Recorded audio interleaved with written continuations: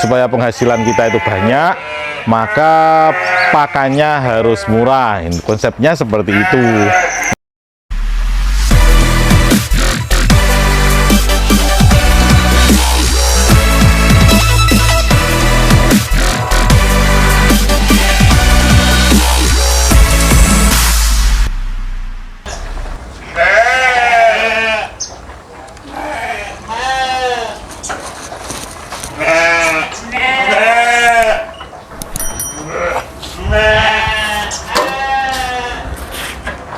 Assalamualaikum warahmatullahi wabarakatuh.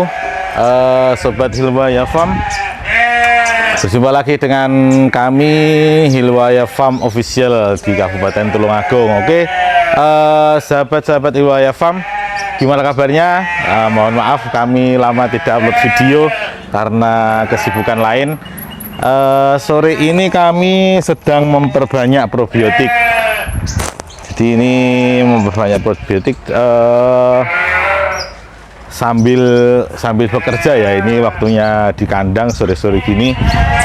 Kita mau bincang-bincang tentang pakan murah. Nah ini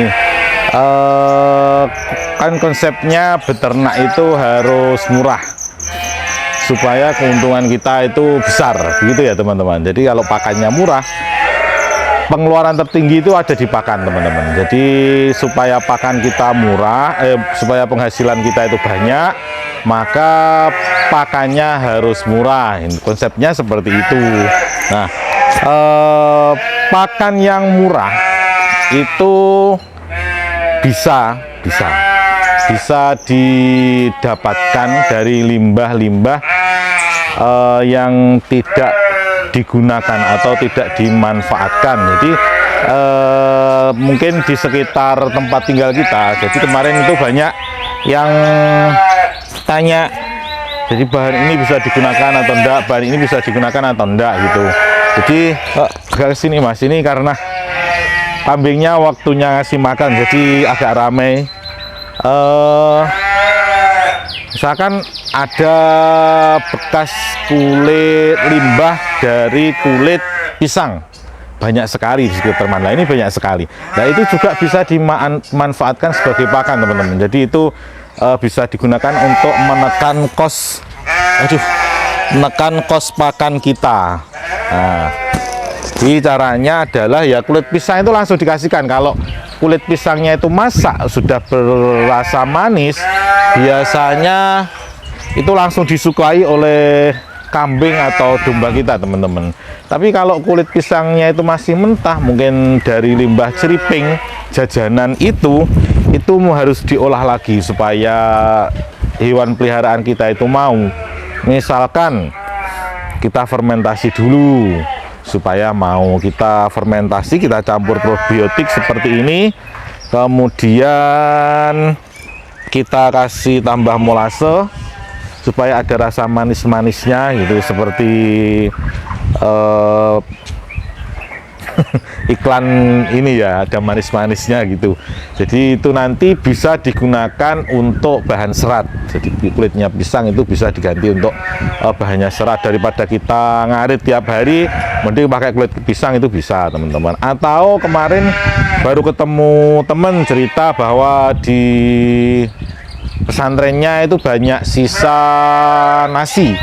Nah itu juga bisa digunakan untuk bahan pakan, bisa digunakan untuk tambahan pakan penguat teman-teman. Jadi sisa nasi tapi yang belum berjamur ya, kalau yang sudah berjamur jangan, itu berisiko karena nanti bisa menimbulkan bakteri dan lain sebagainya. Jadi sisa nasi yang belum berjamur itu juga bisa digunakan untuk tambahan pakan ternak-ternak kita. Caranya bagaimana? Kalau sisa nasi itu kan karbohidrat ya teman-teman, ada vitaminnya juga. Sisa nasi itu kita campur, kalau sudah ada karbohidratnya berarti kita butuh bahan dari protein yang tinggi. Di misalkan apa ya, yang banyak di daerah kita, ampas tahu misalkan, ampas tahu atau kleci kedelai itu bisa ditambahkan ke nasi. Tapi hati-hati teman-teman, kalau nanti terlalu banyak nasinya. Nasi itu kan BETN-nya tinggi, jadi bahan ekstrak tanpa nitrogennya tinggi. Itu kalau terlalu banyak nanti bisa menimbulkan asidosis. Kalau teman-teman mungkin ada yang menggunakan bahan penguat itu, misalkan nasi, tidak apa-apa kalau di bawah 10%, takarannya di bawah 10% dari total makanan yang kita berikan.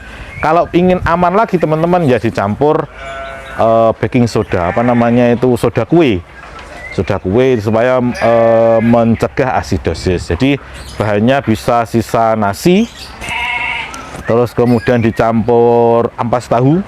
Ampas tahunya ya agak banyak teman-teman. Terus kemudian dikasih premix. Nah, penting ini karena vitamin dan mineralnya supaya ada.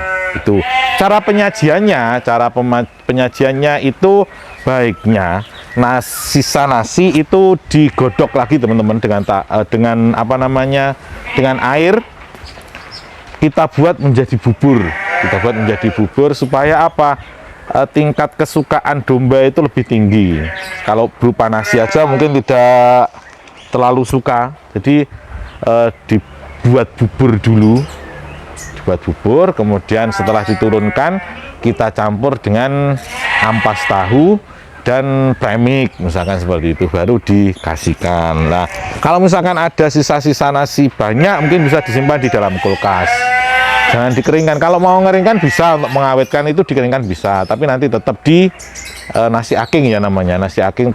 Setelah menjadi nasi aking itu nanti tetap digodok lagi supaya menjadi bubur. Tapi repotnya kadang-kadang kalau kita buat nasi aking itu berjamur teman-teman, jadi sebaiknya ya disimpan di dalam kulkas sisa-sisa nasinya supaya tidak timbul jamur. Itu apalagi ya yang bisa, banyak sekali, mungkin di tiap daerah itu berbeda-beda. Jadi gunakan limbah-limbah yang bisa dibuat makanan, mungkin limbah sayur atau limbah buah. Limbah buah itu banyak ya, mungkin buah-buah yang sudah disortir, buah pepaya atau buah nanas yang sudah disortir itu bisa juga digunakan untuk tambahan pakan. Jadi kalau misalkan apa namanya, buah itu nanti kita hancurkan, kemudian ditambahi air, tambahi probiotik, itu nanti baunya harum teman-teman. Baunya harum bisa digunakan untuk campuran minumannya domba gitu. Nah, apalagi ya, banyak sekali lah, silahkan dicoba.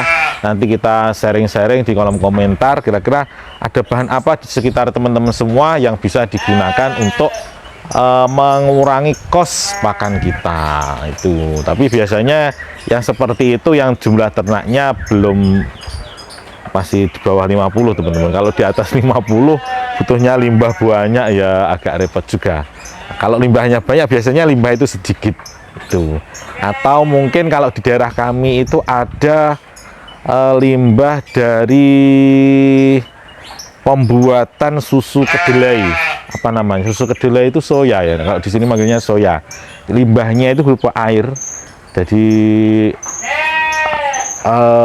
sisa rendeman bahan yang dibuat untuk membuat susu kedelai itu juga mengandung protein tinggi. Kalau diberikan kepada domba yang sedang hamil itu misalkan, nanti susunya, ambingnya itu bisa besar teman-teman. Jadi susunya bisa besar. Yang sekarang ini gunakan ini sebagian ini tadi probiotik, kami campur dengan ampas kecap. Ampas kecap itu gula dengan kedelai kami berikan. Nah, ini nanti supaya ada proteinnya dan ada mikrobanya. Semoga berhasil teman-teman. Inilah sedang digandakan, kemudian nanti untuk membuat fermentasi di dalam tong-tong seperti ini. Tuh sore ini yang kita bahas, semoga bermanfaat meskipun sedikit ya teman-teman. Sampai jumpa lagi di video berikutnya.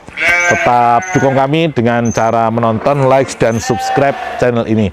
Terima kasih atas perhatiannya. Assalamualaikum warahmatullahi wabarakatuh.